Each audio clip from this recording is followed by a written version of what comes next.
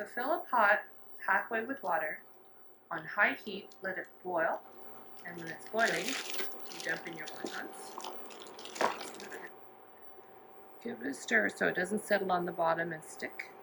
And don't worry if some of them are stuck together because they will come apart. Now the idea with this is that you want it to boil, but you don't want it to boil so hard that the insides fill up with air and burst.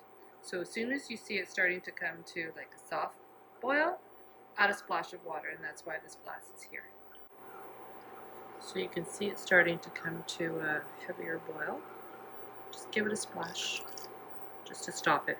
A little gentle stir.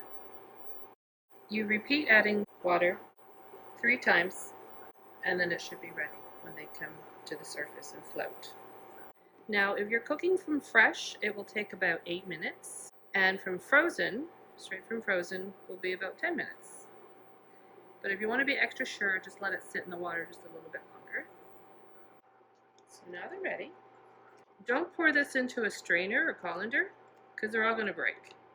Just use your slotted spoon. Give it a tap.